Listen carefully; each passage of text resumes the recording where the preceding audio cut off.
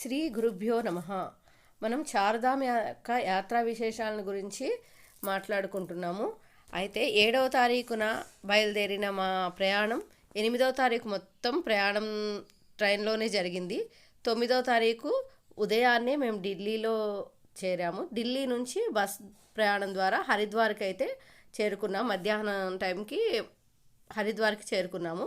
హరిద్వార్ చేరుకున్న తర్వాత అక్కడ మంచి ఆశ్రమంలో మా బస అనేది, ఆ రోజు ఆశ్రమంలో దిగి స్నానాలు ఆశ్రమంలోనే చేసి అక్కడ నుంచి గురువు గారితో పాటు అందరం కూడా సంకల్ప సహితంగా గంగా స్నానం చేయడానికి ఘాట్ నెంబర్ 1కి చేరుకున్నాము. అక్కడ మేము గురువుగారి ఆధ్వర్యంలో అందరం కూడా వేద పండితులతో పాటు స్మార్త పండితులు, వేద పండితులతో పాటు సంకల్ప సహితంగా గంగా స్నానం అనేది ఆచరించడం జరిగింది. ఇది మా చార్ధామ్ యాత్రలో మొదటి ఘట్టం, హరిద్వార్ చేరుకోవడం అనేది. మందారమకరంద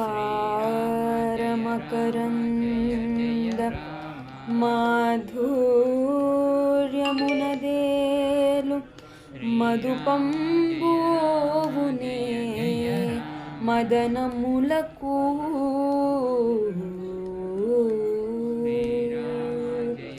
నిర్మల మందాకిని వీచికలదూగు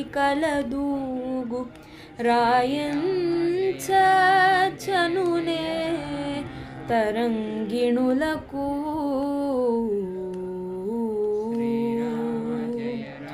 లలితరసాల పల్లవ ఖాదియై చొక్కు కోయిల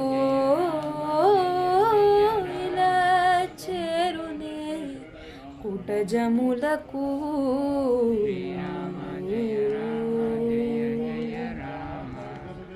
పూర్ణేందు చంద్రికా పురిత చకోరక మరుగునే సాంద్ర నిహారములకు అంబుజోదర దివ్య పాదారవింద చింతనామృత పాన విశేషమత్త చిత్తనేరీతే ఇతరంబుజేర్చు వినుత గుణశీల మాటలు వేయునేలా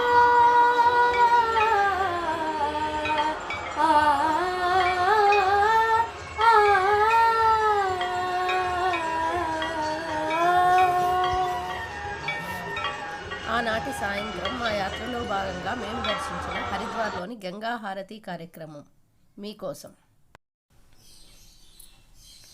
చార్ధామ్ యాత్రలో ప్రథమంగా మనం దర్శించవలసినది యమునోత్రి. ఇది అత్యంత ఎత్తైన ప్రదేశంలో ఉంది.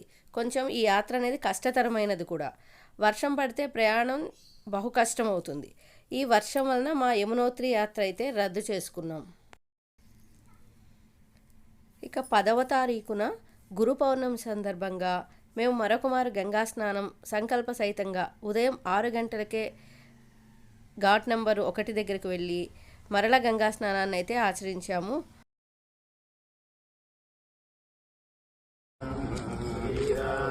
శ్రీరామనామ మంత్రోచ్చారణల మధ్య గురువు గారితో పాటు వర్షాన్ని కూడా లెక్క చేయకుండా మేము చేస్తున్నటువంటి ఈ సంకల్ప యాత్ర, ఈ చార్ధామ్ యాత్ర అనేది ఒక అద్భుతం అని చెప్పవచ్చు.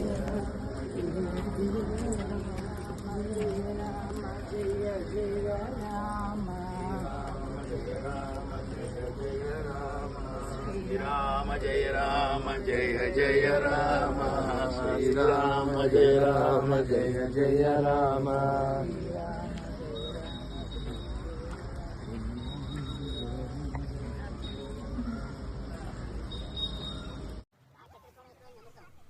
గురు పౌర్ణమి సందర్భంగా, గురు పౌర్ణమి పర్వదినంలో తెల్లవారుజామున సూర్యోదయ సమయాన ఆ గంగామాతను, ఆ గంగాదేవిని దర్శించుకోవడం అనేది ఒక అదృష్టమే కదా.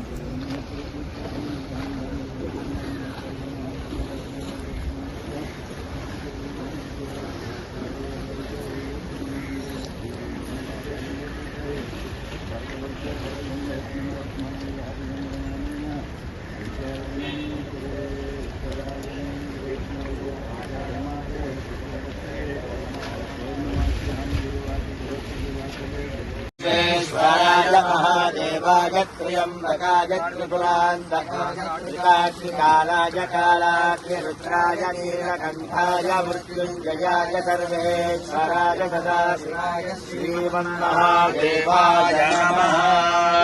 नमो हिरण्यवाहवे दिशाञ्च नमो नमो वृक्षेभ्यो हरिकेशेभ्यः पशूनां पतये नमो नमः सस्मिञ्जराय विजीमने पथीनां पतये नमो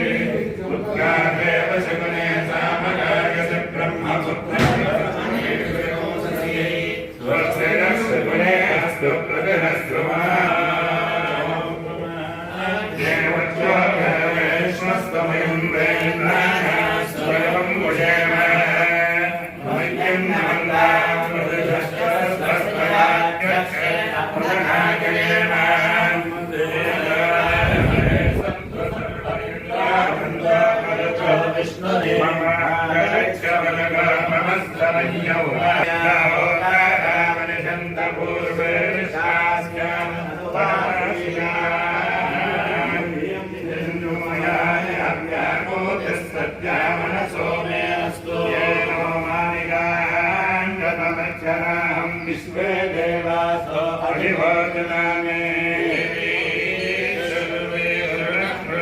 विश्वे देवासयवीरयत्नो धर्मारथामत्रिषते सोमराजन् अक्षरवन्यं प्रजलदन् परस्तादब्धो गोपा परिपायनस्वं वन्यन्तोऽयन्तमिषुतः पुनस्ते महिषां चित्तं प्रबुधा विनेशतु धाताधातॄणां भवनस्कजस्पतद्देवगं सवितारमभिवादशाम् यज्ञमस्योः बृहस्पतिर्देवाः पान्दुयजमानन्यर्मयकं सदस्मिनावे पुरोहतः पुरुषो प्रजायै हर्यस्वमृळेन्द्रसानोरीरिषोमापराधाः येन स्वभद्रापदे भवन्दिन्द्रायणिभ्यामवपादामहे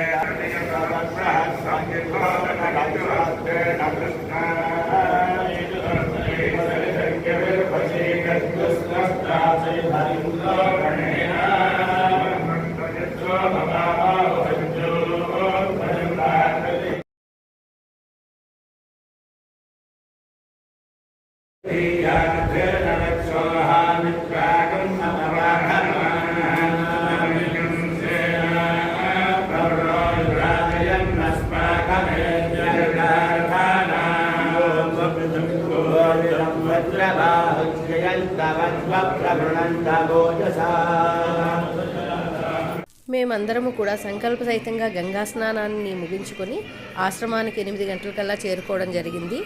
అక్కడి నుంచి శివ సన్నిధిలో కొద్దిసేపు శివారాధన తర్వాత వేద పండిత సత్కారం అనేది జరిగింది. వేదవ్యాస భగవాన్ని ప్రార్థిస్తూ వేద పండితులనైతే సత్కరించాము. అలాగే వచ్చిన ప్రతి ఒక్కరికి ఉచితంగా సగౌరవంగా సత్కరించాము. గురు పౌర్ణమి వేళ వేద పండితుల సత్కారం అనేది ఒక గొప్ప సువర్ణావకాశంగా చెప్పుకోవచ్చు. అయితే మా యాత్రలో భాగంగా వేద పండితులు, స్మార్త పండితులు మాతో పాటు ప్రయాణం కొనసాగించిన విషయం మీకు తెలిసినదే.